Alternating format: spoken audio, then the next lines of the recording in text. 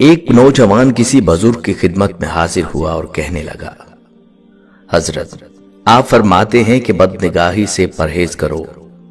نوجوان ہوں، بازار سے گزرتے ہوئے میری نگاہ قابو میں نہیں رہتی، کیا کروں؟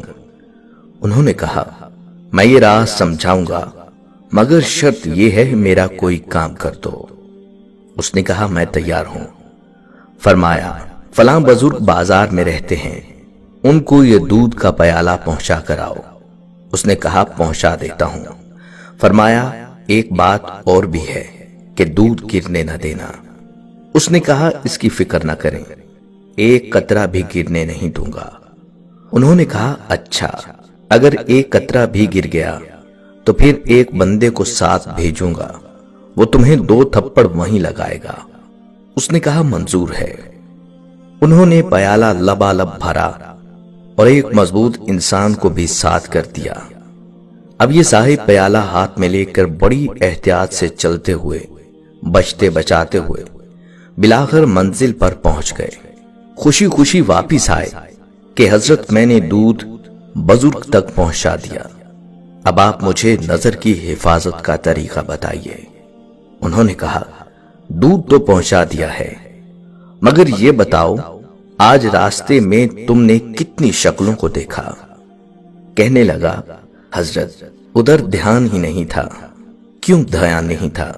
عرض کیا، حضرت دل میں خوف تھا کہ پیالہ جھک گیا تو ساتھ چلنے والا بھرے بازار میں جوتے لگائے گا، میری رسوائی ہوگی۔ فرمانے لگے، اللہ والوں کا بھی یہی حال ہوتا ہے، وہ سمجھتے ہیں اگر گناہ کے ذریعے یہ دل کا پیالہ چھلک گیا تو قیامت کے دن سرعام رسوائی ہوگی، اس لیے ان کی نگاہ نہیں اٹھتی۔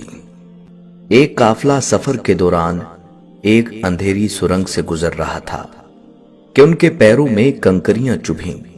کچھ لوگوں نے اس خیال سے کہ یہ کسی اور کو نہ چبھیں، نیکی کی خاطر اٹھا کر جیب میں رکھ لیں۔ کچھ نے زیادہ اٹھائیں اور کچھ نے کم۔ جب اندھیری سرنگ سے باہر آئے تو دیکھا وہ ہیرے تھے۔ جنہوں نے کم اٹھائیں وہ پچھتائے کہ زیادہ کیوں نہ اٹھائیں، جنہوں نے نہیں اٹھائیں وہ اور بھی پچھتائے۔ دنیا میں زندگی کی مثال اس اندھیری سرنگ جیسی ہے اور نیکیاں یہاں کنکریوں کی مانند ہے۔ اس زندگی میں جو نیکی کی وہ آخرت میں ہیرے کی طرح قیمتی ہوگی، اور انسان ترسے گا کہ اور زیادہ کیوں نہ کی۔